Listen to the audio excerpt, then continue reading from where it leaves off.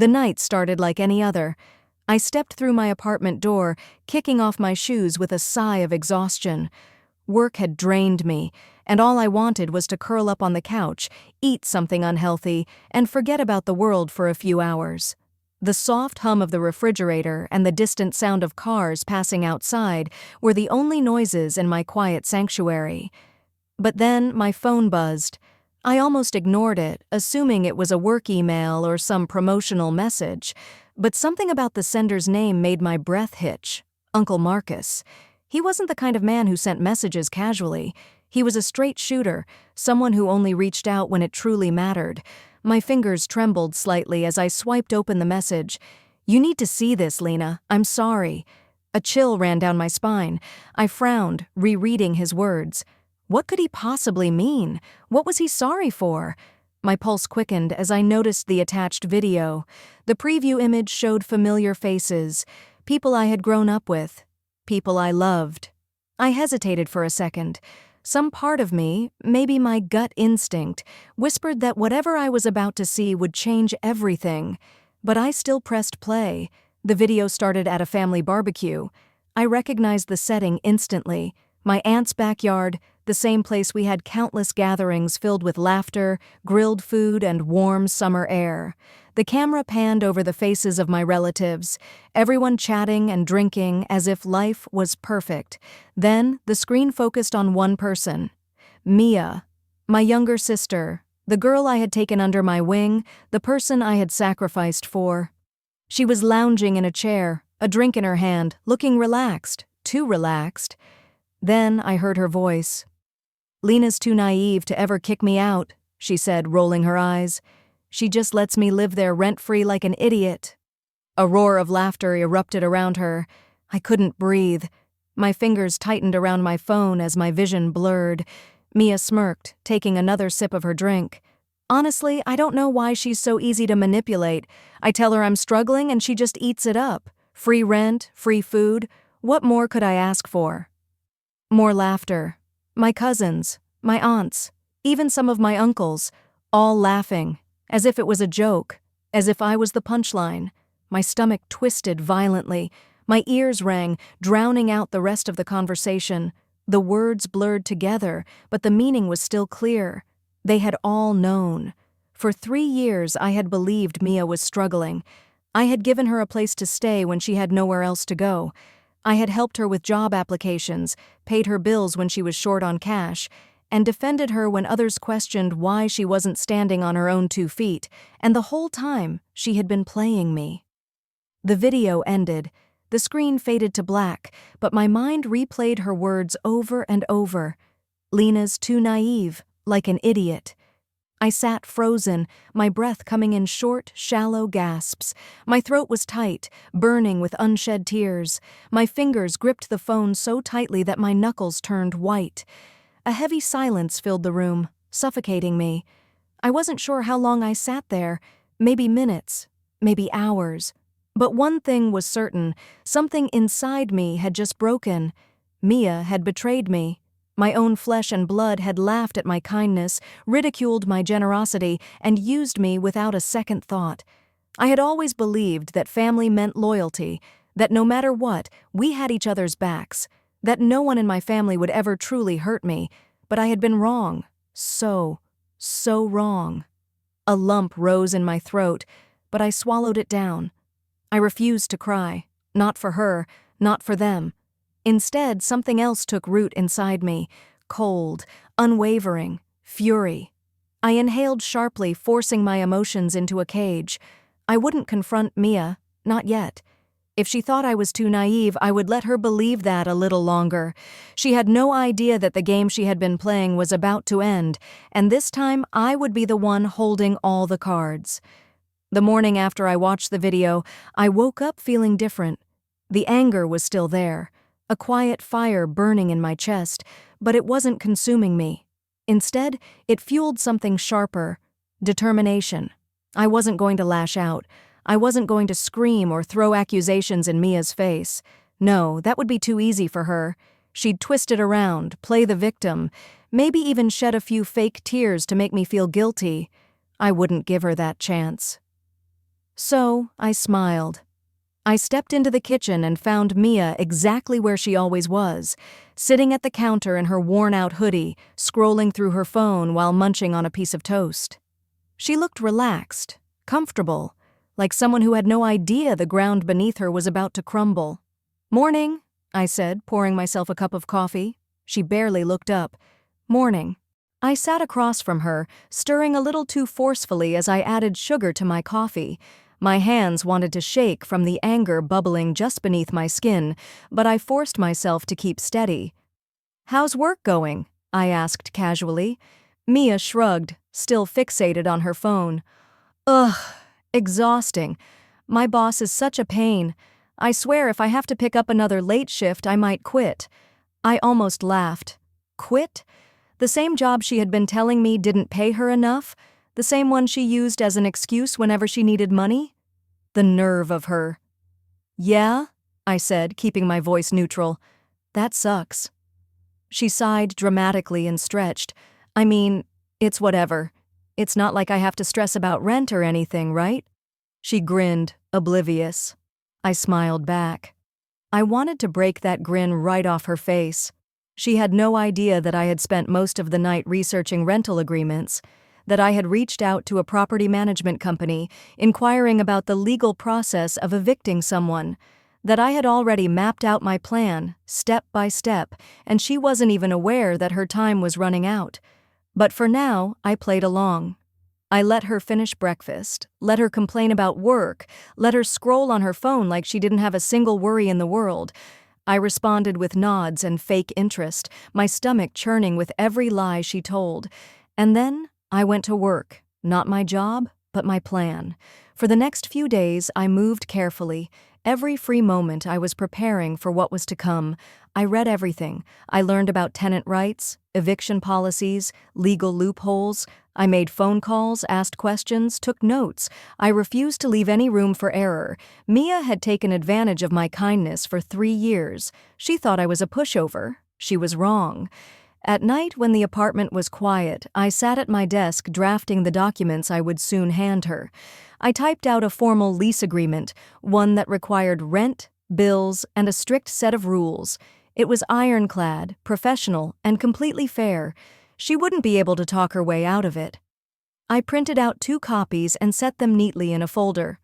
Just seeing them there made my pulse slow, my breathing steady. This wasn't just about rent. This was about taking back my self-respect. For 3 years, I had bent over backward for Mia, covered for her, defended her, made excuses for her. And in return, she had called me a fool, mocked me behind my back. She had laughed with our cousins about how easy it was to use me. That laughter still echoed in my mind, taunting me. So I let it fuel me. I didn't rush my plan. I waited, I observed. I stayed polite, even sweet. I made her believe everything was fine, because when I finally made my move, she would never see it coming. A full week passed before I made my move. I had been patient, methodical, watching Mia, studying her routine, waiting for the right moment. I wanted to see if she would slip up, if she would say something that would make this even easier. But she remained blissfully unaware. She thought she had won. That morning, the sun filtered through the kitchen windows, casting a golden glow over the room. Mia was sitting at the counter in her usual spot, sipping her coffee with no idea that her comfortable little world was about to collapse. I placed my own mug on the table, sitting down across from her. The steam curled between us, the silence stretching as I took my time stirring in sugar. Then, with deliberate casualness, I looked up. Time to begin. "So, Mia," I said, my voice smooth, unbothered, like this was just another morning conversation. "I think it's time you start paying rent." It was like I had dropped a bomb in the middle of the kitchen. Mia froze, her fingers tightening around her coffee mug. For a split second, I saw something flicker across her face. Shock, panic, but she masked it quickly. "What?" she laughed, shaking her head as if she had misheard me. "Lena, come on, you're joking, right?" I smiled, a slow, deliberate smile. "I'm not." Her expression hardened. "You can't be serious. We're family." There it was, the guilt card. I didn't flinch, I didn't waver, I simply took a sip of my coffee and met her gaze. I am serious. You've been here 3 years, Mia. It's only fair. The color drained from her face. She set her coffee down, her movements suddenly stiff, controlled. Okay, but you know I'm still getting back on my feet. I mean, I help around the apartment, don't I? I tilted my head, pretending to think about it. Help? She nodded quickly, latching onto the word. Yeah, I mean, I cook sometimes. I clean. I cut her off with a soft chuckle. Mia, I do all of that. When was the last time you even bought groceries? Her mouth opened, closed. No answer. I leaned back in my chair, still keeping my tone light, almost amused. It's funny, though. You didn't sound so grateful in that video Uncle Marcus sent me. The blood drained from her face. Her entire body stiffened, like a deer caught in headlights. What video? I took another sip of coffee. Oh, you know the one, I said smoothly. The one where you laughed about how I let you live here for free, how I was too naive to ever kick you out. That video. Mia's mouth opened, but nothing came out. For the first time, she was speechless. Her fingers curled into fists, her whole posture turning rigid. Lena, that was just a joke. I nodded, feigning interest. A joke? Yeah, she said quickly, desperately. Come on, you know how we talk at family barbecues. People say dumb things. It wasn't serious. I hummed, tapping my fingers against the table. So, you didn't mean it? You didn't mean it when you said I was too stupid to ever make you pay rent? She flinched. I leaned forward slightly, my voice dropping into something sharper, colder. Good, I said, because now you're going to start paying. Or you can move out. Her eyes widened, genuine fear flashing across them now. Lena, please, she whispered, don't do this. You know I'm going through a rough time. Rough time? I laughed. Actually laughed. You have a full-time job, Mia. You go out every weekend. You have enough money for drinks, but not for rent? She pressed her lips together, caught. Her chest rose and fell rapidly, panic setting in. But instead of admitting defeat, she stood up so fast her chair nearly toppled over. This is unbelievable, she muttered, storming toward the door. I can't believe you're doing this to your own sister. And with that, she grabbed her purse and stormed out. The front door slammed behind her, the sound echoing through the apartment. I let out a slow, controlled breath. My hands trembled slightly, not with fear, not with regret, but with the sheer adrenaline of finally taking a stand. I knew she thought I'd back down. That, like always, I'd feel guilty, apologize, and let her continue taking advantage of me. But she had underestimated me. This time, I wasn't going to fold. The first shot had been fired. Mia thought I was bluffing. I could see it in the way she carried herself over the next few days. Smug, untouchable, completely unconcerned. She still lounged around the apartment like she owned the place, throwing her dirty laundry wherever she pleased, using up my expensive shampoo and scrolling endlessly through her phone while I cooked dinner. She truly believed I wouldn't follow through. But she was about to learn that I wasn't the same person she had been manipulating for years. On the 1st of the month, I sent the email. The subject line was simple: lease agreement for apartment, immediate action required. I attached a professional, legally binding lease document, courtesy of the property management company I had consulted. The terms were fair: $800 a month, due on the 1st plus a share of utilities. Nothing outrageous. In fact, far less than what she would be paying if she had moved into an apartment on her own. Yet, I knew how she would react, and I was right. Less than 10 minutes after hitting send, my phone rang. Mia, I answered, pressing the phone to my ear. Hey, her voice was sharp, incredulous. Lena, what the hell is this? I kept my tone calm, collected. A lease agreement. Silence, then a bitter laugh. You're actually making me sign a lease? Yes, I said simply. It's time you start paying your share, Mia. She scoffed. You can't be serious. We're sisters. Family doesn't do this to each other. I felt my jaw tighten. Family. That word coming from her felt like an insult. I inhaled deeply before responding. Family doesn't take advantage of each other either. Her breathing was audible through the phone, fast and shallow. I could picture her now, jaw clenched, fingers gripping the phone so tightly her knuckles turned white. "This is a joke," she muttered. "It's not." "Lena, I don't have that kind of money right now. You know that." I let out a humorless chuckle. "Oh, really? You seem to have plenty when it comes to buying new clothes, going out every weekend and getting your nails done." She went silent. I pressed on, my voice unwavering. "You have two choices, Mia. Sign the lease and start paying rent, or move out." Her breath hitched. "You're actually serious about this?" Dead serious. For the first time I heard fear in her voice. "Lena," she whispered, "you wouldn't actually kick me out, would you?" There it was, the desperation, the unspoken assumption that no matter what, I would always cave, that I would always let her stay, rent-free, while she laughed behind my back. But I was done. I exhaled, my voice steady. "I already filed the eviction paperwork this morning." The line went completely silent. Then, click. She had hung up. I stared at my phone for a moment before setting it down on the counter. My hands were steady. My heart was steady. I didn't regret it. She thought she could manipulate me, guilt-trip me, make me second-guess myself. But this time, this was happening. Mia was silent for 2 whole days after our last conversation. I wasn't surprised. She was stewing, plotting, trying to figure out her next move, and sure enough, on the 3rd day, she finally made her play.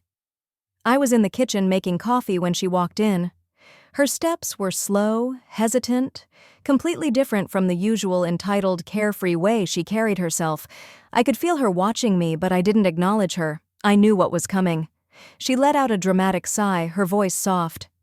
"Lena?" I kept stirring my coffee. "Hmm?" She hesitated for a second, then let out another sigh, this one heavier, more burdened. "I've been thinking," she said, her voice laced with exhaustion, "and I just don't understand why you're doing this to me."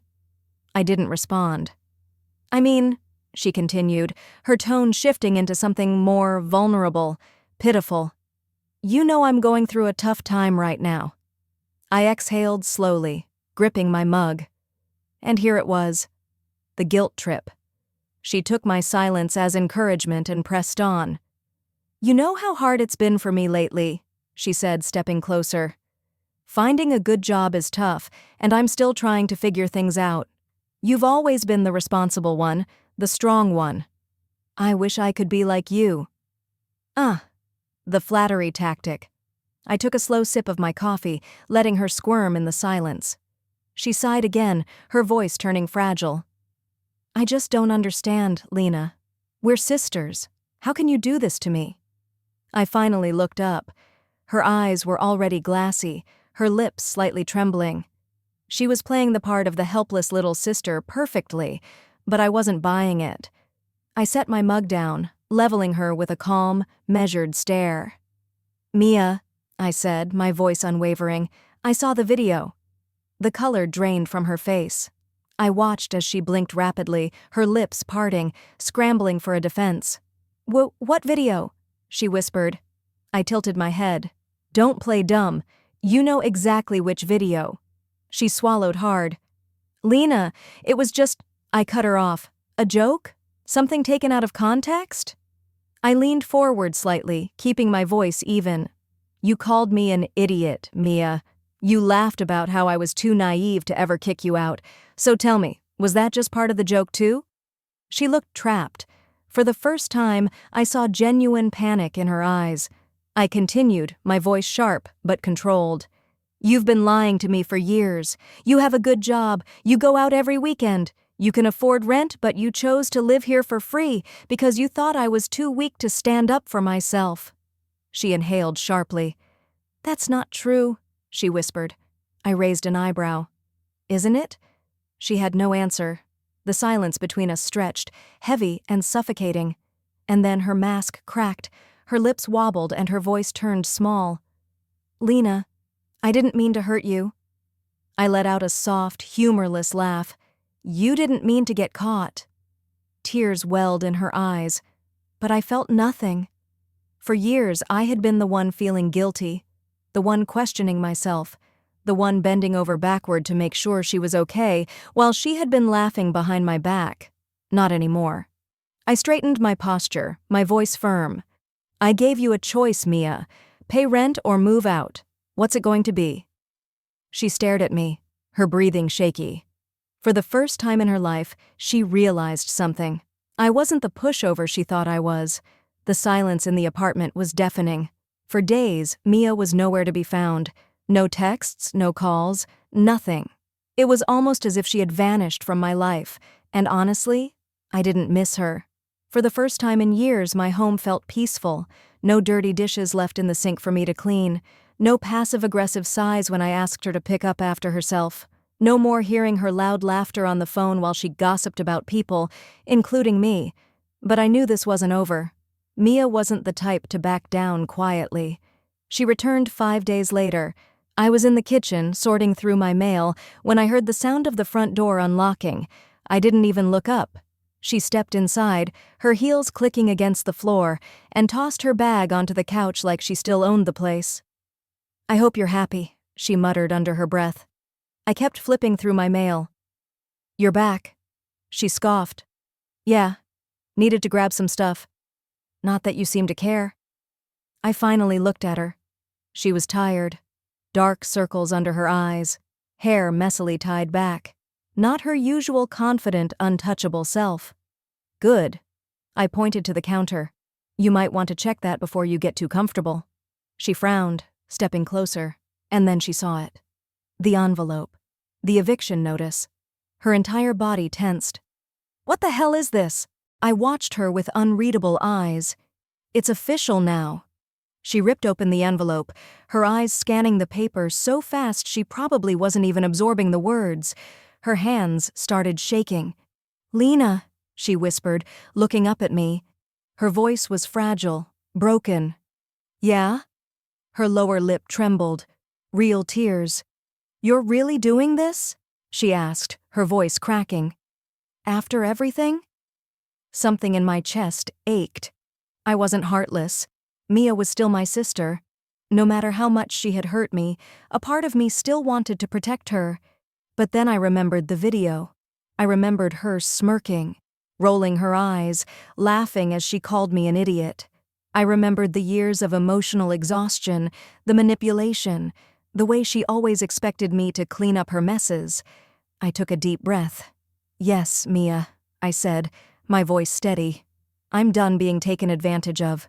Her face twisted into something between betrayal and anger. You don't mean that, she whispered. I didn't answer. She let out a bitter laugh, wiping at her tears with the sleeve of her expensive sweater. Unbelievable, she muttered under her breath. I always knew you were cold, but this is another level. I flinched, not because she was right, but because that was exactly the reaction I had been expecting. Mia never took accountability. When confronted, she attacked, played the victim, made it seem like she was the one being wronged. I didn't fall for it this time. I met her eyes, unshaken. You have 30 days. Her breathing turned sharp, erratic. You're seriously going to throw me out like some stranger? I clenched my jaw, like someone who used me. But I didn't say it. I just kept my tone firm. I suggest you start looking for a place. Her hands balled into fists. You'll regret this, she hissed. And then she stormed out. The door slammed behind her with a force that shook the walls. For a moment, I just stood there, listening to the heavy silence that followed. I exhaled slowly. She was angry. Good. Maybe, for once, she'd finally understand that there were consequences to her actions. And as I looked around my now peaceful, empty apartment, a strange feeling settled in my chest. It wasn't guilt. It wasn't regret. It was relief. The knock on my door was loud and forceful, shaking the wood. I didn't move at first. I knew exactly who it was. Taking a deep breath, I walked over and unlocked the door. Mia stood there, face flushed with anger, eyes wild with resentment. She pushed past me before I could say anything, marching straight into the living room. "You're betraying me, Lena!" she spat, whirling around to face me. "We're supposed to be family!" I shut the door calmly, leaning against it. I knew this conversation was coming. I'd been waiting for it. "What part of family means using me?" I asked quietly. Mia folded her arms across her chest, her jaw tight. "I don't know what you're talking about."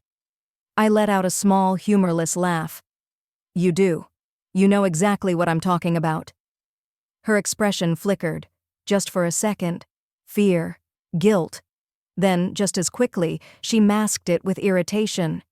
"You're blowing everything out of proportion," she scoffed. "This is ridiculous." I walked over to the coffee table, picked up my phone and pulled up the video. Her face appeared on the screen clear as day. I hit play. Mia's own voice filled the room. "Lena's too naive to ever kick me out." Laughter. "She just lets me live there rent-free like an idiot." Mia froze. Her hands gripped the back of the couch so tightly her knuckles turned white. Her face lost all color. I watched her carefully. There it was, the moment she realized there was no way out of this. No excuses, no manipulation.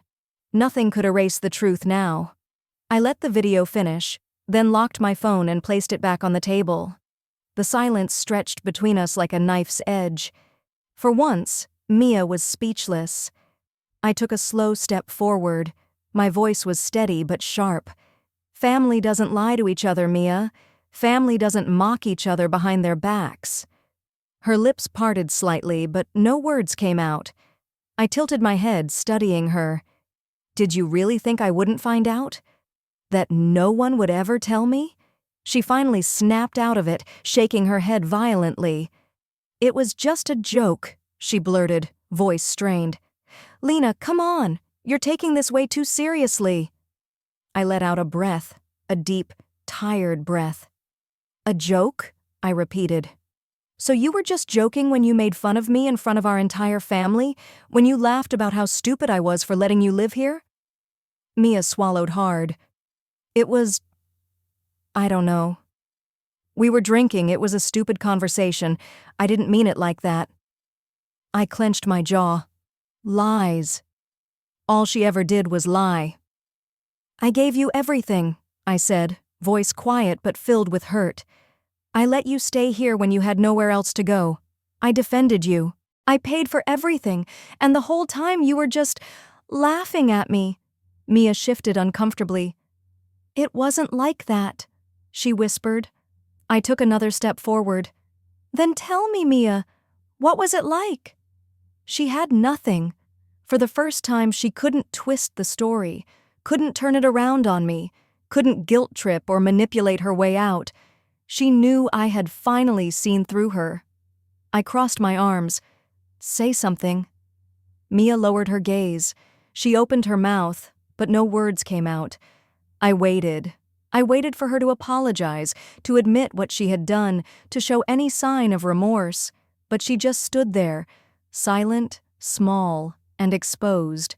And in that moment, I knew. Mia wasn't sorry. She was just caught. I exhaled slowly, stepping back. "You should start packing." Her eyes snapped up to mine, wide with panic. "Lena, wait." "No." I shook my head. "I've waited long enough." Her breathing was shaky, her hands trembling. She looked around like she was searching for something, anything to use against me. But there was nothing left. Nothing she could say to undo what I knew now. I walked over to the door and opened it. "You need to leave." Mia stayed frozen for a moment, her shoulders rising and falling with heavy breaths. Then, without another word, she turned and walked past me. As she stepped through the door, she paused, just for a second, but I didn't say anything. I just closed the door behind her. And this time, I didn't feel guilty. This time, I felt free.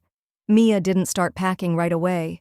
For 2 days after our confrontation, she sulked around the apartment, slamming cabinet doors, leaving dishes in the sink, and making as much noise as possible whenever I was home. A silent protest. But I didn't react. I didn't argue. I didn't plead. I didn't let her guilt trip me. By the third day, reality must have hit her, because when I got home from work, I found her bedroom door wide open, a sight I hadn't seen in years, and inside boxes, half-packed suitcases, clothes thrown in piles. It had finally sunk in. Mia was leaving. I leaned against the doorframe, watching as she shoved some sweaters into a duffel bag. Her movements were sharp, aggressive, angry, but beneath it I could see the frustration in her eyes, the way she was holding back tears. She knew I wasn't changing my mind. "You found a place yet?" I asked, my tone neutral. She didn't look up. "I'm working on it." I hesitated before saying, "I can help." Mia froze mid-fold. For a moment she didn't respond. Then with a deep sigh, she turned and faced me, arms crossed. "You kick me out and now you want to help?" She scoffed. "That makes sense." I clenched my jaw. She was still playing the victim, still refusing to acknowledge what she had done. But despite everything, the betrayal, the humiliation, the hurt, I didn't want her on the streets. "I don't want you struggling, Mia," I said honestly. "I found a few apartments that are affordable. One's even near your job." She rolled her eyes. "Wow, how thoughtful." I ignored the sarcasm and placed a printed list on her desk. "Just take a look." She didn't touch it. I left anyway.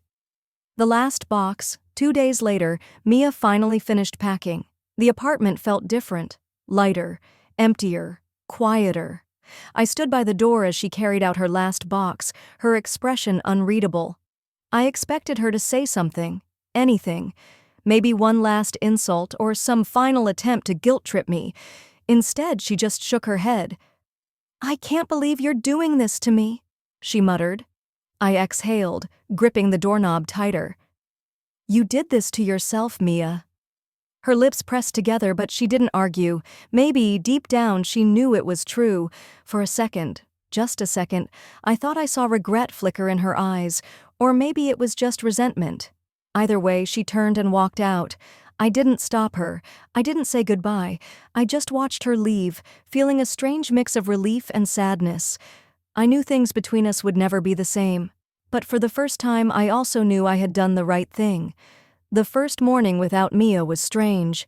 For the past 3 years, I had grown used to the sounds of her existence, the hum of her hairdryer at odd hours, the blaring of the TV she never turned down, the careless way she left cabinets open and dishes in the sink.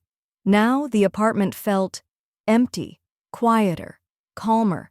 And yet, I kept expecting to hear her. I found myself pausing in the hallway, glancing at the closed door to her old room, half expecting it to swing open with her usual complaints or sarcastic remarks. But it never did. Mia was gone. And so was the weight of her presence. Redecorating the past. A week later, I made a decision. I wasn't going to let that room sit like a shrine to our broken relationship. I needed a fresh start. So one Saturday morning, I rolled up my sleeves and got to work. I stripped the bed, emptied the closet, threw away the remnants she had left behind. With every discarded item, it felt like I was shedding a layer of resentment, a layer of the betrayal that still lingered like a bitter taste in my mouth. By the afternoon, I was painting the walls, covering up the dull beige with a warm shade of blue. Something fresh. Something mine. And by the evening, her old room was no longer a bedroom. It was my home office, a place for me to work, to read, to exist without the burden of being used. I stood in the doorway, taking it all in, feeling something I hadn't felt in a long time. Peace, Uncle Marcus, and the wine of closure. That night, Uncle Marcus stopped by, a bottle of wine in hand. He gave me a knowing smile as he stepped inside. "How's the newly reclaimed space?" I chuckled, pouring us both a glass. "It doesn't smell like Mia's expensive hairspray anymore, so that's a plus." He smirked. "That's gotta be worth a toast." We clinked glasses, and for the first time in weeks, I felt lighter. But as the conversation drifted, a nagging thought wouldn't leave me. "Did I do the right thing?" I finally asked, my voice quieter. Marcus set down his glass, studying me. "You did the only thing you could, Lena. Mia needed to learn a lesson. I exhaled, running a hand through my hair. I know, but it still feels cruel. She's my sister. Marcus leaned forward, his expression turning serious. And what about you? You spent 3 years being manipulated, 3 years letting her take advantage of your kindness. Did she ever feel guilty? I swallowed hard, remembering the way she had laughed in that video, the way she had mocked me. No, I admitted. He nodded. Then why are you? I had no answer, because deep down, I knew he was right. Mia had never once considered how I felt. Never once thought about the sacrifices I had made for her. She had taken and taken until there was nothing left of me but exhaustion, and now that I had finally stood up for myself, I was the one questioning if I had been too harsh. Marcus gave me a small smile. Lena, you didn't abandon her. You set a boundary, and that's something you should be proud of. I let his words settle, sipping my wine in silence.